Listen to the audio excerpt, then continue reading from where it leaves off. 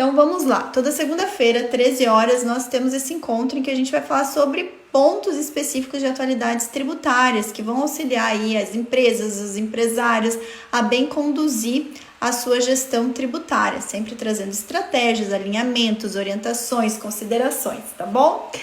E na semana passada, na semana que compreendeu o dia 9 até o dia 15, até sexta-feira, dia 15, nós tivemos uma série de alterações aí, dia 15 não, dia 16, né, deixa eu até ver aqui, do dia 12 ao dia 16, eu que falei errado, gente, semana passada compreendeu o dia 12 até o dia 16, tá, e então a gente teve aí uma série de alterações na legislação, e como a gente teve aí feriado e tal, a gente teve bastante coisa para falar hoje, tá bom? Então tem bastante coisa aqui pra gente poder orientar vocês. Então a gente vai falar hoje de novidades que vão impactar planejamento tributário de PIS, COFINS e contribuições das empresas. Então aí a gente vai falar de posicionamentos do Poder Judiciário, de ajustes na legislação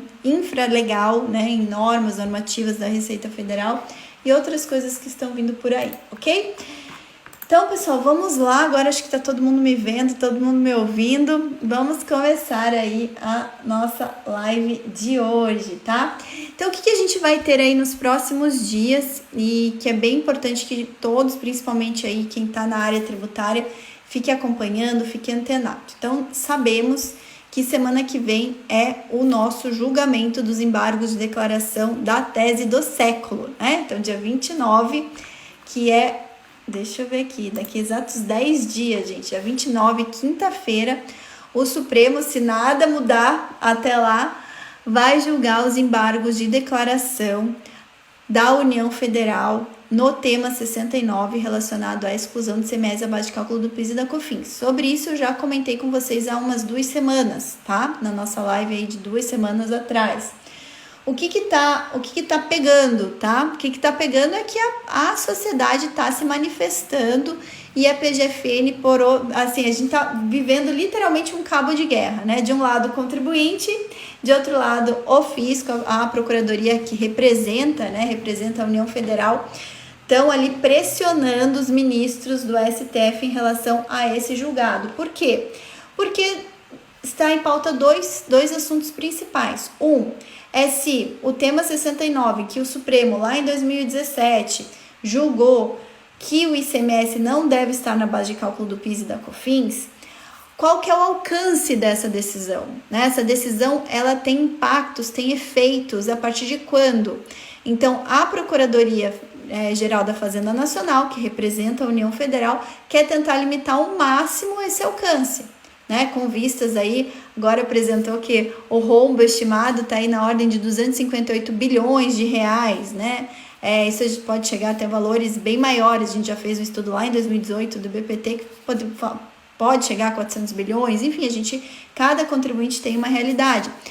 Mas a PGFN quer limitar no tempo o máximo possível, isso chama modulação dos efeitos, que é modular, né? Modular os efeitos dessa decisão no tempo, tá? Letícia, quer mudar para quando? Para ela a partir do julgamento dos embargos para frente só, né?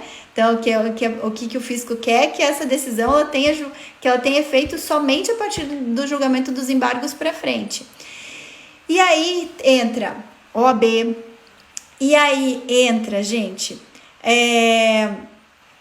a própria federação, né? Federação da Indústria e do Comércio agindo para poder fazer com que essa decisão tenha a maior eficácia possível.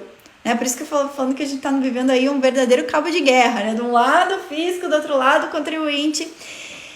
E a OAB também interveio, né? Semana passada a OAB também apresentou uma carta dirigida ao Supremo Tribunal Federal falando aí da importância dessa decisão, dos impactos e de se preservar a segurança jurídica do país, né, em relação a essa decisão.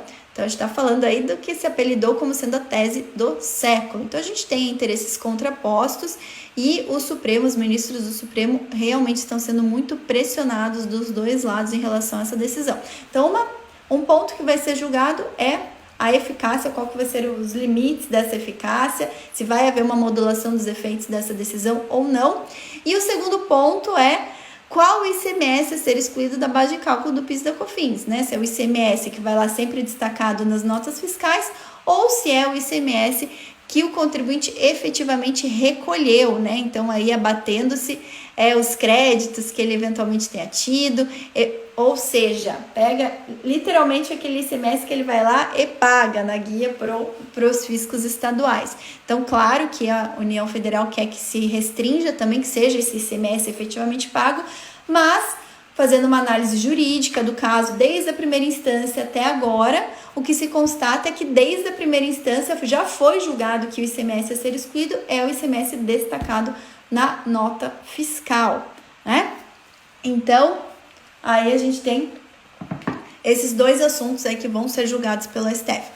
E o que tá pegando lá no STF, gente? Qual que é o quórum, tá? Qual que é o quórum necessário para ser realizado esse julgamento, tá? Então, a gente tem aí a questão da modulação dos efeitos, que o Supremo tá vendo se vão ser necessários 6 ou 8 ministros para julgar isso, para poder aplicar a modulação. Então, isso já dá pistas de que, claro, o Supremo ele está sendo muito pressionado e que alguma modulação dos efeitos ele vai dar.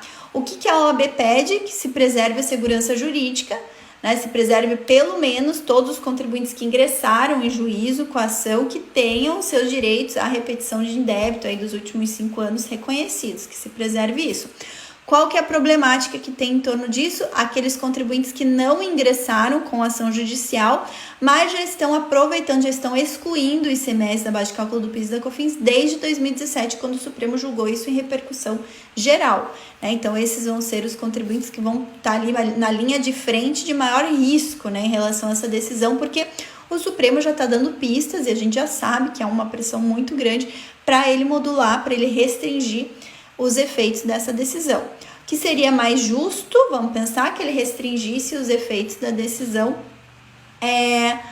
a partir, então vamos pensar, ele julgou em 2017 pega os últimos 5 anos, tal, de quem já tinha ingressado com a ação, mas que não modulasse, né, não, que preservasse a segurança jurídica de quem, mesmo após 2017, mesmo sem ter uma ação judicial, que seguiu a orientação em repercussão geral do Supremo. Eu acredito que não vai ser essa a decisão, né? Assim, o Supremo vai restringir isso daí provavelmente a partir de agora, né? Vamos ver como que vai ficar isso aí, pessoal.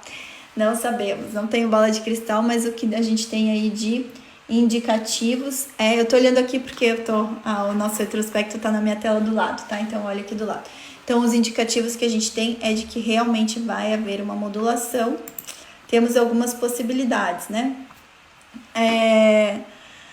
As possibilidades são, ou vai modular os efeitos a partir do julgamento dos embargos de declaração, ou seja, essa decisão só passa a ter efeitos daqui para frente, né? Ou vai modular os efeitos a partir de 2017, que seria o mais justo, então a decisão a partir lá de março de 2017 só passa a ter efeitos dali para frente, não pega o passado dali para trás. Então vamos pensar, se alguém entrou em 2017 sem ação judicial e fez a compensação administrativa, pegando os últimos 5 anos sem ação judicial, tem um risco muito grande agora. A gente sempre falou que esses contribuintes teriam um risco grande, né? A gente sempre defendeu isso, que não se deve fazer uma compensação administrativa sem você ter um respaldo numa ação judicial, né? Porque ainda não é uma questão consolidada, tá? Ou o Supremo vai fixar, sei lá, uma data, como ele fez na questão do DIFAL lá em 2022, né? Vai excluir o ICMS, a base de cálculo do PIS e da COFINS a partir de 2022. Então, o Supremo, ele tem aí liberdade, é uma liberdade em tese, né? Porque quem estuda bem certinho a questão da modulação dos efeitos, é muito crítico em relação a vamos pensar, essa poderosa arma e como o Supremo tem usado essa arma, né? Ele tem usado no sentido de realmente dar uma insegurança jurídica muito grande à população, mas pensando aí nos casos mais recentes em que o Supremo até modulou os efeitos daqui para lá para o ano que vem, então tudo é possível agora. O que a gente espera é que ele, se for para modular, que ele module os efeitos, ou seja, que ele restrinja esses efeitos de março de 2017 para frente, que foi quando ele julgou. A PGFN quer que ele restrinja pelo menos o julgamento dos embargos para frente, mas a gente entende que isso é totalmente, do ponto de vista jurídico, seria até inconstitucional, né? Não seria uma atitude certa do Supremo, mas a gente sabe, né, que aí tem vários interesses aí em jogo, né? Então, a primeira questão é essa, tá, gente? Então, a gente teve diversas notícias relacionadas a isso. O Supremo tá vendo aí qual que vai ser o quórum para julgar a modulação dos efeitos, a carta da OAB e a manifestação da Federação da Indústria e do Comércio em relação a essa questão. Então, isso aí já foram várias notícias relacionadas a essa situação, ok? Como vocês viram também na semana passada, a gente teve aí só uma noticiazinha rápida, mas só não tem a ver com o nosso tema, mas eu quero só deixar claro aí para vocês. O imposto de renda da pessoa física, que estava todo mundo esperando, foi adiado para final de maio, né? Então, entrega da declaração de ajuste anual ficou para final de maio, então a gente tem aí mais um mesinho aí de fôlego para poder fazer as declarações de ajuste anual, tá? Mas vamos lá, gente. Vamos voltar à nossa questão aí de como orientar os clientes em relação a planejamento tributário de PIS e COFINS. Então, ficou muito claro, tá? Muito claro que hoje quanto mais a gente puder esperar para tomar uma decisão principal depois do julgamento do Supremo, melhor, tá? Por quê? Porque tem contribuinte que já tem ação judicial transitada em julgado, que vai fazer a homologação, né? Vai fazer a habilitação dos créditos perante a Receita Federal. Aí surge aquela dúvida, o que transitou em julgado? Se transitou em julgado, qual ICMS a excluir, né? A gente tem várias situações, teve situações em que ficou claro que é o ICMS a excluir é o ICMS destacado em nota, teve situações que não ficou claro, né? Então, dificilmente teve alguma situação que falou que é o ICMS efetivamente recolhido. Eu nunca vi uma decisão judicial falando que é o ICMS efetivamente recolhido, tá? Eu só vi ação judicial não deixando claro,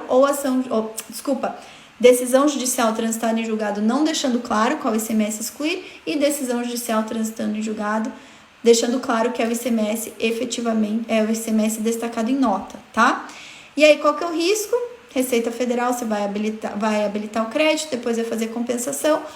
Receita Federal já está aí fazendo auditoria específica em todos esses casos. Então, melhor se der para esperar aí mais uma semana para habilitar os créditos, para você saber exatamente como que você vai fazer a liquidação, né, dessas decisões judiciais, melhor, tá?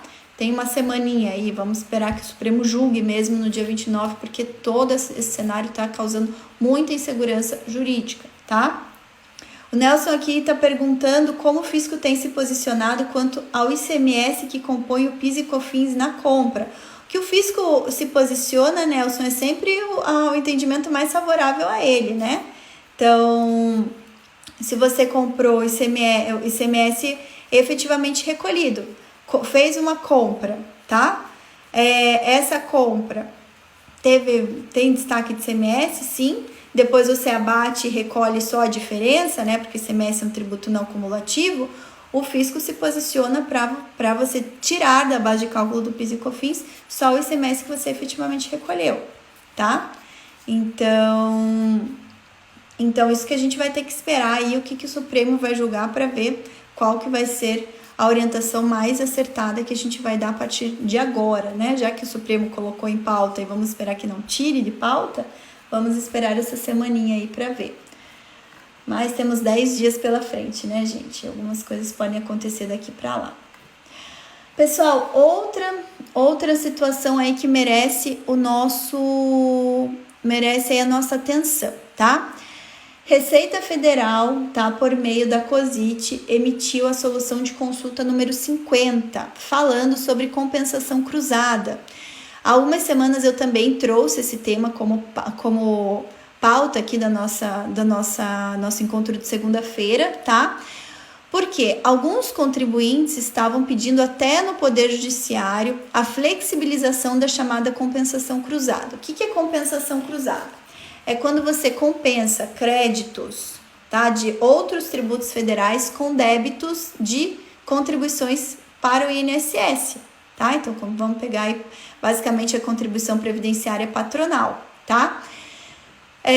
Existe, a partir da alteração da Instrução Normativa 1717, com a vinda do E-Social, a Receita Federal flexibilizou o que então era totalmente vedado. Antes não se podia nem compensar débito de contribuição previdenciária com crédito de outros tributos, nem vice-versa, né?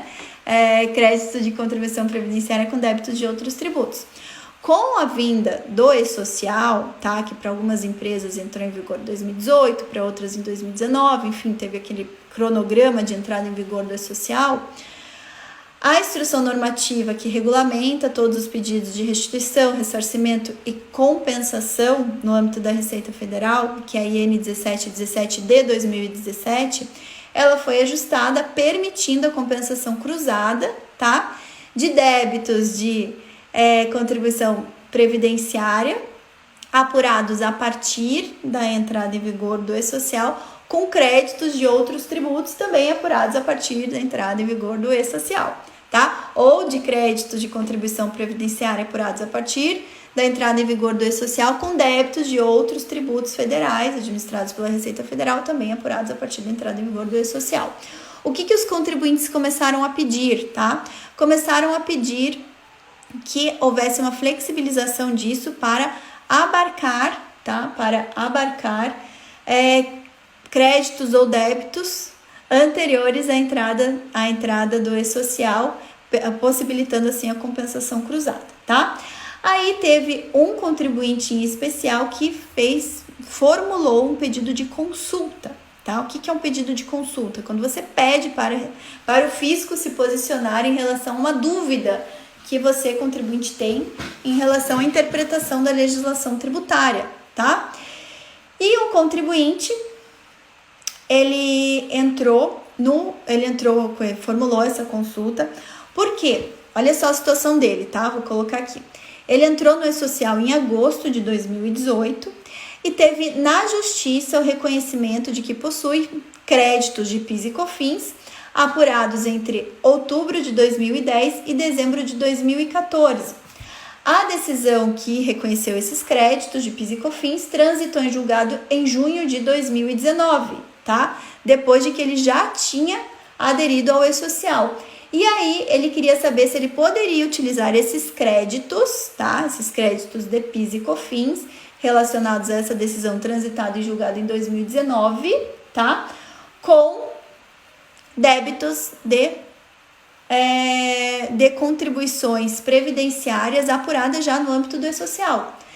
E aí, o que a Receita se manifestou nessa solução de consulta, número 50, falando que não. Então, tanto débito quanto crédito devem nascer depois da entrada em vigor do E-Social. Nesse caso, como crédito tem origem lá em 2010 a 2014, ou seja, anterior à entrada em vigor do E-Social, ele não pode utilizar esse crédito que nasceu antes da entrada em vigor para compensar com débitos de contribuições previdenciárias apuradas depois da entrada em vigor do E-Social, tá?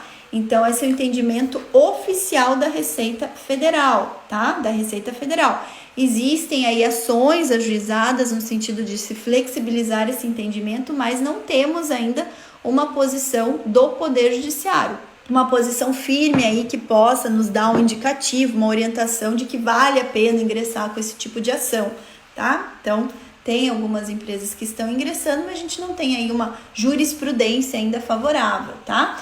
E aqui, como o caso é um caso que envolve sistemas, tá? Conversa de sistema da Receita Federal, vamos pensar antes da entrada em vigor do E-Social, toda a apuração e toda a apuração, pedido de compensação, tudo era feito na GFIP, era um sistema totalmente diferente de outros tributos administrados pela Receita Federal, que são feitos lá via sistema PERDECOMP. Eu acredito que mesmo no Poder Judiciário, essa regra não tenha como ser flexibilizada, tá? Mas esse vamos pensar, um palpite meu hoje, em relação ao cenário que temos hoje, tá? Então, essa é uma outra situação aí relacionada que pode impactar um pouco nas decisões das empresas, tá? Compensação cruzada, antes com débitos ou créditos anteriores à entrada em vigor do E-Social, melhor não fazer, o risco é muito alto. Ou, no mínimo, ingressar com pedido judicial e esperar aí ter um reconhecimento para poder fazer essa compensação cruzada, tá? Então, só são alguns contribuintes que vão ter a real necessidade de ingressar em juízo.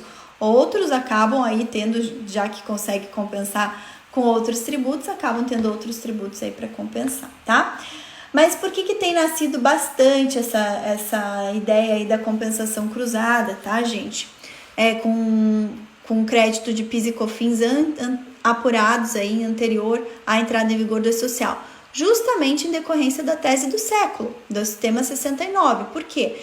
Se o Supremo valida que o ICMS a ser excluído da base de cálculo do PIS e COFINS é o ICMS destacado em nota, muitas empresas vão apurar, então tem já apurado muitos créditos e créditos aí de centenas de milhões de reais. E o que acontece? A Receita Federal também está falando que esses créditos, eles sofrem, para poder ser utilizados, eles sofrem aí um prazo prescricional ali, né, que você pode utilizar dentro do período de 5 anos.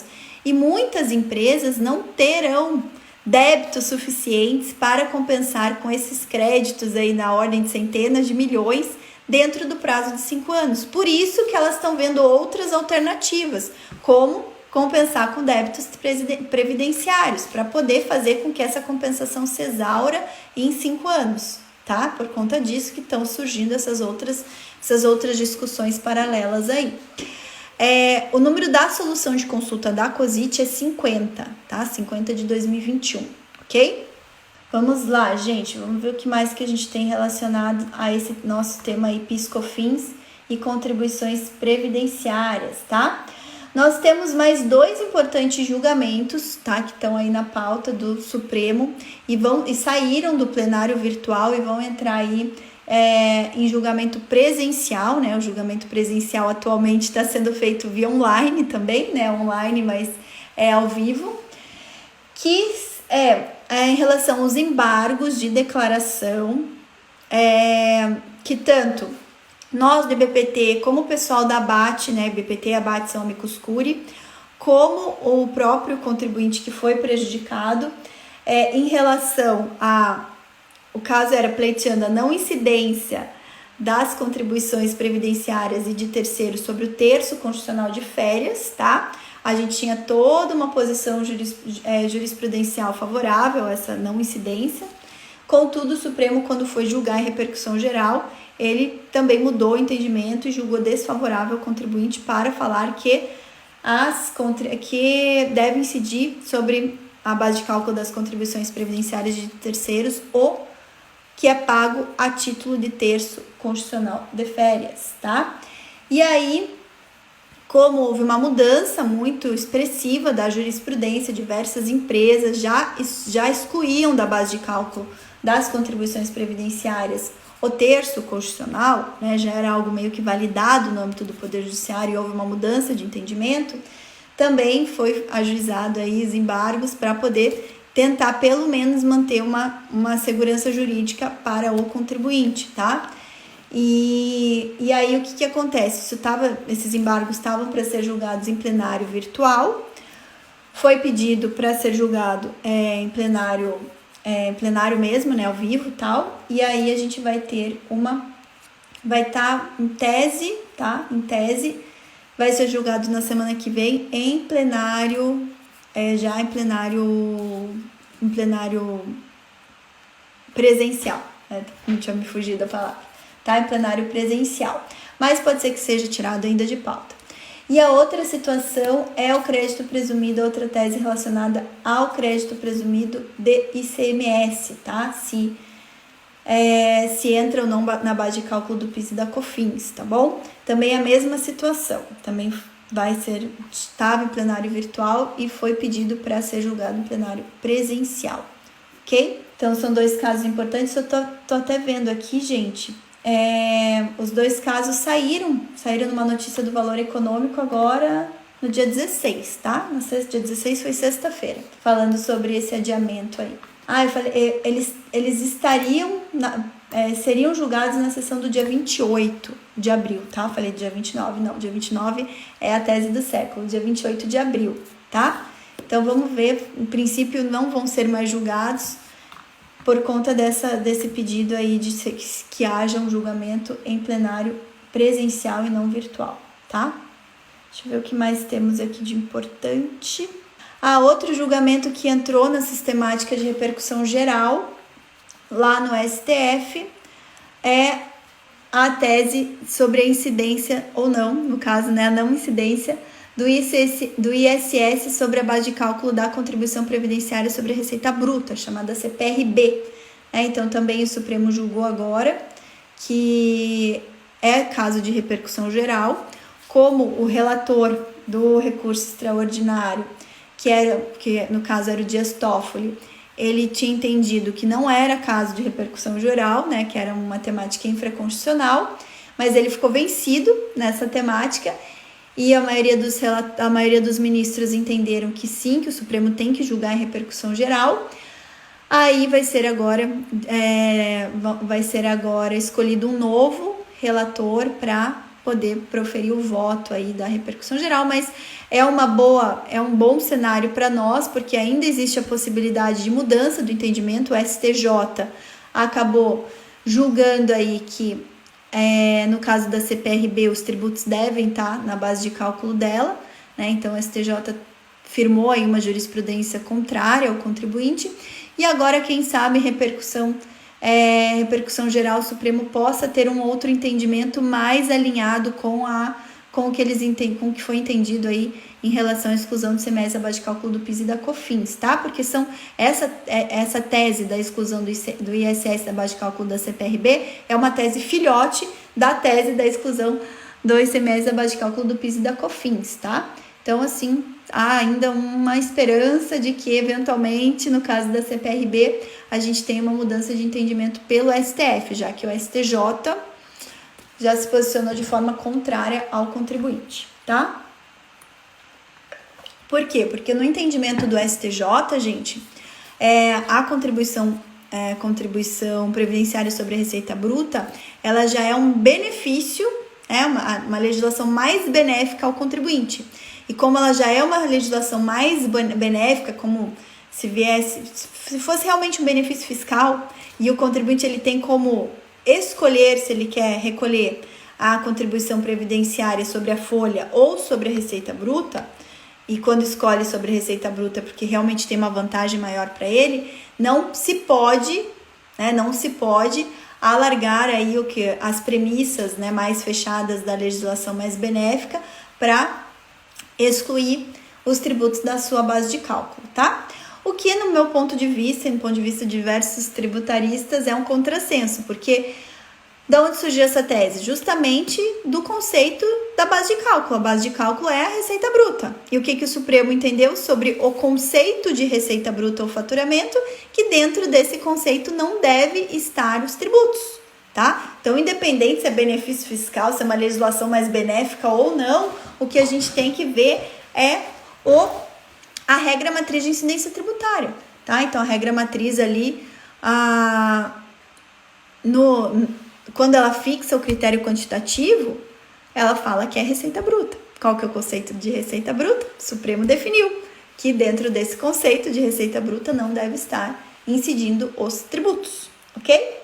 Mas, enfim, tem aí muita água para rolar. Vamos esperar que agora, né, seja proferida a decisão aí da repercussão geral e depois que vá realmente para ser incluído em pauta de julgamento, que o Supremo julgue esse caso, essa tese, tá?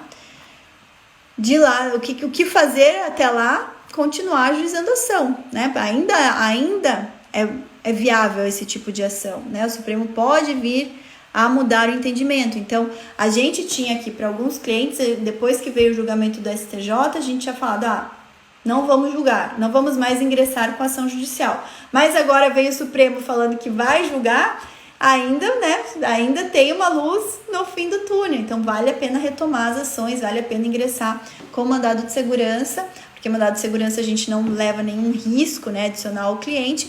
então vale a pena juizar mandado de segurança até que o Supremo efetivamente julgue. Por que vale a pena? Justamente por conta da modulação dos efeitos, né? Se o Supremo modula os efeitos aí e dali para diante inviabiliza os contribuintes de pleitearem o passado. Uma vez que eles têm ação judicial transitando, essa ação judicial garante o direito deles aí de ir em busca do passado, tá? Deixa eu ver o que mais aqui, gente. Outra decisão relacionada a PIS e COFINS também que saiu na semana passada, então é bom a gente manter esse acompanhamento, toda essa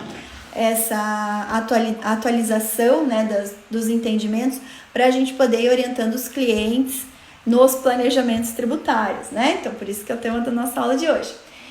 Então, outra decisão do dia 15, saiu na semana passada, STJ, então a gente tá vendo aí, né, gente? STJ passou a julgar tudo de forma contrária ao contribuinte. São poucas as decisões que o STJ tem dado a favor dos contribuintes. Então, novamente, um outro tema que estava bem dividido aí entre as duas turmas do STJ que formam a primeira sessão, que é que consolida os entendimentos tributários ali no âmbito do STJ. O âmbito do STJ é o que? Matéria infraconstitucional, né? Em relação à possibilidade das empresas que são tributadas pelo regime monofásico de PIS e COFINS e estão no meio da cadeia, tá? Não são as que efetivamente recolhem, ela já vem com o tributo recolhido, ou vem com a alíquota zero, né, nas compras, se podem apurar crédito de PIS e COFINS, tá? Então, aí o STJ entendeu que não é possível apurar esses créditos, tá? Então, qual que era a discussão? A discussão veio por conta da Lei 11.033, que é uma lei de 2004, tá? Uma lei antiga, tá? 2004, tá julgando agora, né? Tá finalizando o julgamento agora, em 2021, mas que lá no artigo 17 da Lei 11.033 prevê que vendas efetuadas com suspensão, isenção, alíquota zero ou não incidência de PIS e COFINS não impedem a manutenção pelo vendedor dos créditos vinculados a essas operações, tá? Aí a dúvida era se esse artigo que possibilitava que mesmo as vendas, né, que fossem efetuadas com suspensão, isenção, alíquota zero, não incidência de PIS e COFINS, garantissem aí esses créditos dessa operação, se esse artigo ele era um artigo feito só para as empresas aderentes ao regime do reporto, né, um regime tributário mais benéfico relacionados a empresas que estão aí, né, vinculadas a atividades portuárias, ou não, ou se seria amplo e geral para todos os contribuintes. O STJ, por meio da primeira turma de julgamento, estava julgando de forma mais ampla, mais benéfica aos contribuintes, falando, não, esse artigo aí é um artigo geral, abarca todas as situações, não só as situações relacionadas ao reporto, tá? A segunda turma de julgamento do STJ já estava com um entendimento desfavorável aos contribuintes. Os tribunais regionais federais, que também julgam essa mesma matéria em segunda instância, antes de ir para os tribunais superiores, eles estavam com um entendimento desfavorável aos contribuintes, tá bom? E aí foi a discussão, como a gente tinha, primeira turma julgando de uma forma, segunda turma julgando de forma totalmente oposta, foi para a primeira sessão de julgamento julgar aí os embargos infringentes, né, os embargos de divergência, para poder acabar com essa divergência. E a primeira sessão de julgamento acatou o entendimento da segunda turma, que é um entendimento desfavorável ao contribuinte, para falar que esse artigo 17 não se aplica a todo e qualquer caso, tá? E para falar que se não há incidência do tributo numa etapa da cadeia, se não tem incidência, não há como apurar o crédito para as etapas posteriores, tá? E aí, gente, isso faz muito sentido, no meu ponto de vista, se realmente é uma operação que ela vem sem incidência do imposto. Então, vamos pensar, se ela vem com alíquota zero, vem com isenção do imposto, realmente você não tem como você computar um crédito nas operações subsequentes, tá? Contudo, em relação específica à incidência monofásica, faz sentido sim você ter essa manutenção do crédito, porque você não vem com um crédito zerado, você vem só com um recolhimento para a cadeia toda, tá? Então vamos pensar lá, o elo inicial da cadeia produtiva, que é o importador ou o produtor, o fabricante, ele já recolhe PIS e COFINS para a cadeia toda, tá? Então tem que se preservar a sistemática, a não cumulatividade do PIS e COFINS nessa situação. E aí permitir que quem está lá no meio da cadeia, tá, sujeito à apuração não cumulativa do PIS e COFINS, tenha direito a apurar esse crédito de PIS e COFINS, tá? Para se preservar a não cumulatividade do PIS e da COFINS. Infelizmente não foi esse o entendimento do STJ. Contudo, ao meu ver, esse é um tema constitucional, porque atine a questão própria da não cumulatividade do PIS e da COFINS, tá? Então, está ainda sujeito a julgamento pelo STF, ok? Inclusive, a gente tem casos de clientes em que a gente vai levar isso aí até o STF, sim, para o STF se posicionar, principalmente em relação à questão do monofásico, tá? Então, Letícia, o que fazer nesse caso? Gente, é um caso ainda sub júdice. Se você tem, vamos pensar, se você é uma empresa que vem já com o PIS e COFINS recolhido, tá? De quem você compra já vem pela sistemática monofásica, compensa ainda juizar. Compensa juizar e já desde o início construir a tese constitucional para levar para o STF julgar depois, tá bom? Então, a gente está analisando, a nossa equipe da Amaral Esbeck está analisando essa situação, tá? Para a gente dar seguimento aí nas discussões e levar para o STF julgar, tá bom? Porque isso é um tema relativo à própria essência da não cumulatividade do PIS e da COFINS, ok? Então, vale a pena prosseguir, mesmo a primeira sessão de julgamento do STJ tendo dado entendimento contrário ao contribuinte, tá? Eu acho que aí a última palavra tem que ser do STF, ok? Vamos ver o que mais aqui, pessoal. Temos de questões relevantes. Bom, seguindo aí os temas não favoráveis ao contribuinte, a gente também teve o Supremo julgando constitucional a contribuição de 0,2% sobre a folha de salários que é destinada ao INCRA, né? Então, a contribuição de 0,2% destinada ao INCRA, mesmo após a edição da Emenda Constitucional 33 de 2001.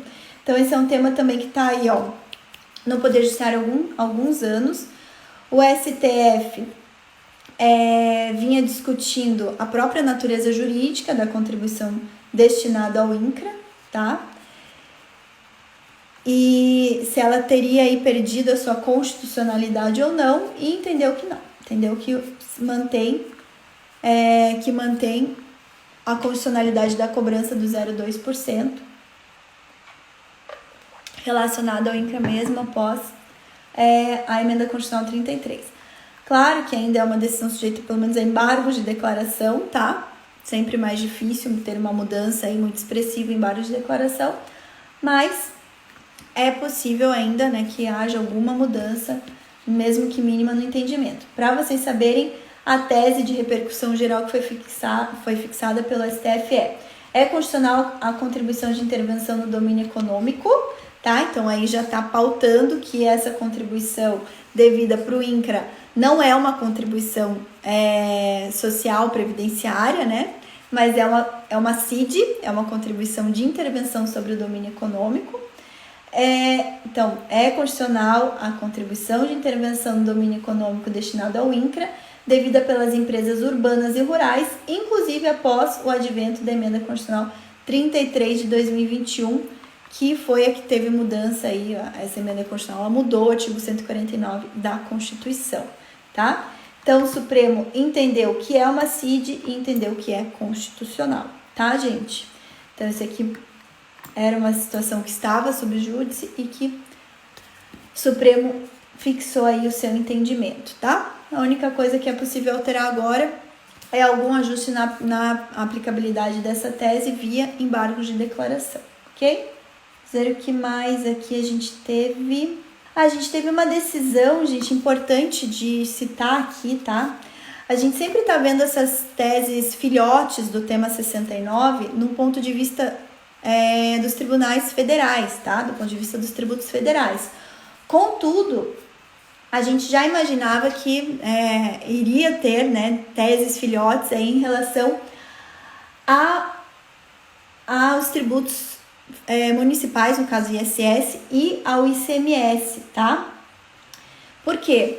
Porque depois que o Supremo julgou, né, pela não incidência de tributos sobre a base de cálculo de tributos, outras teses foram ajuizadas no mesmo sentido de tirar tributos da base de cálculo de outros tributos, como é o caso da tese filhote, também no âmbito federal, da não incidência de tributos sobre a base das contribuições, da contribuição previdenciária patronal, tá? Então, tirar da base de cálculo da contribuição previdenciária patronal outros tributos, tá?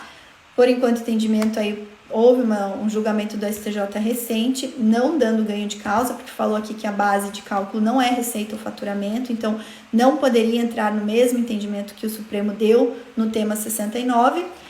E agora a gente tem também teses filhotes no sentido de excluir tributos da base de cálculo do ISS e da base de cálculo do ICMS, né? Então, o ISS tributo municipal e o ICMS tributo estadual. E nós temos aqui uma primeira decisão aí que foi noticiada do TJ, né, Tribunal de Justiça de São Paulo, dando decisão favorável ao contribuinte, mas ainda em sede liminar, tá? Não é uma decisão final, não é um acórdão, é uma decisão monocrática, tá? De um juiz, né, de um desembargador do TJ de São Paulo, reconhecendo para uma empresa do setor de construção civil excluir o PIS e a COFINS do cálculo do ISS, tá? Então, tirando PIS e COFINS da base de cálculo do ISS, do Imposto sobre Serviços. E o fundamento é entendimento do STF fixado lá no tema 69, tá? Aqui falou que dentro do conceito de receita bruta ou faturamento não deve estar tributos, não deve estar o caso do ICMS. E aqui, gente, é um caso peculiar, porque se analisou a legislação tributária, né, do ISS de alguns municípios do estado de São Paulo que colocavam lá dentro da legislação, que colocavam que base de cálculo é o valor do serviço assim considerado. O que é o valor do serviço? Daí está dentro do conceito. O que é o valor do serviço? É a receita bruta, tá? Então, o valor do serviço é receita bruta. Se o STF entendeu que receita bruta não pode incluir tributos, né? Se os tributos não fazem parte do conceito de receita bruta, logo, como nesses casos dessas legislações pontuais, serviço também é conceituado como sendo receita bruta, logo, receita bruta também tem que excluir da sua base outros tributos, como o próprio PIS e COFINS que entra aí na base, tá? Então, uma primeira decisão aí, sede liminar. Não sabemos se vai vingar, porque vamos pensar aí, regra matriz de incidência tributária, qual que é a base de incidência do ISS? É o valor do serviço, e não propriamente não propriamente a receita bruta, tá? Então, é o valor do serviço. Aí, se o legislador municipal entendeu que conceituar serviço como receita bruta, pode ser que essa tese ganhe aí um reforço maior nesses casos específicos, mas se for baseado, se a gente for pegar lá um entendimento mais genérico do Supremo, possivelmente não, porque ele vai falar, não, daí é outra coisa, que a gente está falando uma base de cálculo é o serviço. Se dentro do serviço está incluindo aí os tributos, né, então, nesse caso, poderia se afastar o entendimento do tema 69. Ou não, ou pode falar, todos os municípios que coloquem na sua legislação que dentro do conceito de serviço, que o conceito de serviço é representado pela receita bruta, logo esses municípios não podem incluir outros tributos nessa base de cálculo que não a própria receita bruta, assim como o Supremo entendeu que a receita bruta não incide aí, não entra dentro desse conceito outros tributos, tá? É um caso interessante, uma nova tese aí que surge. Claro que para a gente saber se o contribuinte faz jus ou não a ingressar com essa tese, precisa olhar a legislação municipal, para ver se a legislação municipal conceitua serviço como sendo receita bruta, para poder fazer com que a tese tenha algum sentido, tá? Não sabemos se vai vingar, a gente está muito no início aí, é uma primeira decisão aí mais em âmbito de liminar ainda, né? Não foi nem um acordo, né? Não foi nem um colegiado do TJ que julgou, foi aí um desembargador para apreciar uma liminar, ok? Então, acredito que finalizamos aqui, gente, todas as nossas atualidades relacionadas ao que vai impactar. Letícia, quando é que vale a pena ainda ingressar em juízo, né? Até pensando aí num planejamento tributário mais a longo prazo para o cliente, que, né, a gente ingressa em juízo, a gente não está discutindo hoje, mas está discutindo, né, o que vai acontecer daqui a alguns anos. Quando que vale a pena? Quando ainda a gente tiver alguma possibilidade de discussão daquele tema no âmbito judicial, ou seja, quando couber ainda, mesmo que o entendimento esteja desfavorável para o contribuinte, mas que ainda seja viável de algum recurso até algum recurso para o STF, até que transite em julgado mesmo o entendimento do STF, tá? Letícia, quando que eu não preciso mais ingressar em juízo para orientar o meu cliente a fazer uma mudança ali procedimental em relação ao cálculo dos seus tributos, né, a apuração aí corriqueira dos seus tributos? Quando a gente já tiver uma decisão judicial em sede de recurso de repercussão geral, né, do Supremo Tribunal Federal, transitada em julgado, com todos os parâmetros dados ali, e que aquela decisão não necessite de uma mudança na legislação local, tá? Porque vamos pegar um exemplo aqui. A gente teve a situação de que o Supremo já fixou em tema de repercussão geral, com trânsito em julgado, que o ICMS não deve incidir na operação de circulação de mercadorias de estabelecimentos de um mesmo contribuinte, tá? Então, se há uma circulação de mercadorias entre filiais, por exemplo, do mesmo contribuinte, o STF já entendeu em repercussão geral, decisão transitada em julgado, que o ICMS não incide. Eu já posso falar para o meu cliente que ele não precisa mais recolher esse ICMS? Não, porque depende de um ajuste da legislação local. Então, o que você pode fazer? Ou ainda assim, ingressar em juízo, né? Vamos pensar, não teve um ajuste da legislação do Estado. Pode ainda ingressar em juízo, aquela é uma decisão já, né? Que uma situação que já vai ter uma decisão mais rápida, né? Porque já é um tema de repercussão geral com trânsito em julgado. E uma vez que você tem a decisão, aí sim, teu cliente vai estar amparado por uma decisão judicial, não vai ter mais nenhum risco de sofrer uma autuação, tá? Ah, Letícia, mas e se o cliente ele quer correr o risco? Ele ainda está correndo risco, daí tem que ser uma decisão do cliente de que ele quer correr o risco, tá? Mas, gente, nosso papel é sempre orientar da forma mais transparente o nosso cliente, ok, pessoal? Beleza, gente? Então, agora fechamos aqui. Eu vou também entrar lá na minha comunidade com os meus tributaristas, tá? Deixo sempre o convite para os tributaristas que me acompanham toda segunda-feira. Gente, o lugar para vocês estarem aí unidos com outros tributaristas, debatendo temas, é nossa comunidade tributarista do futuro. É um grupo fechado, tá? Só para tributaristas que estão aí orientando seus clientes, que querem discutir temas, querem saber a nossa posição, nós do IBPT, o que a gente orienta, querem debater temas com outros tributaristas. Entrem na nossa comunidade Tributaristas do Futuro, tá bom? A gente está modelando aí um pacote bem legal para vocês, tá? Semana que vem vocês vão ter novidades. A gente vai estar com um pacote mensal aí, promocional, mas para quem ingressar na semana que vem na comunidade. Então já deixa aí anotado, continue me acompanhando, principalmente nos canais do Tributarista do Futuro, continue acompanhando, porque vai ter novidade, logo a gente já vai divulgar essa novidade para vocês, tá? Essa semana a gente tá ajustando toda a casa, a gente acabou de fechar a nossa 5ª turma do Formação Tributarista do Futuro, então agora a gente vai organizar aí essa condição para quem já é tributarista querer ingressar na nossa comunidade com uma condição especial na semana que vem. Então já deixo aí para vocês, quem tiver interesse, estava vendo só o melhor momento para ingressar na nossa comunidade, Em breve, aí, semana que vem, vocês vão ter esse momento, tá bom, gente? A gente não faz isso sempre, ok? Então, é só de tempos em tempos que a gente vem com uma baita de uma condição aí para vocês ingressarem na comunidade, tá bom? E a gente tá remodelando bastante coisa ali da comunidade. Agora a gente vai ter aí alguns cenários de crescimento.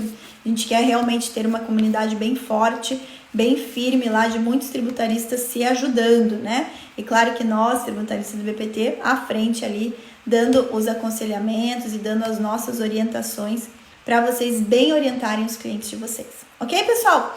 Então, vou lá me fechar com os meus queridos da comunidade. Quem tá aí na comunidade, já vou ingressar no link do Zoom, gente. Aquele link do Zoom que tá sempre lá em destaque na nossa comunidade. E vamos continuar falando de outros temas tributários, tá bom? Para o nosso encontro semanal.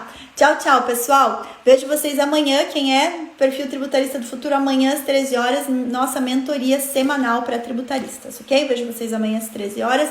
Pessoal da comunidade, vejo vocês daqui a pouquinho. Tô entrando lá. Tchau, tchau.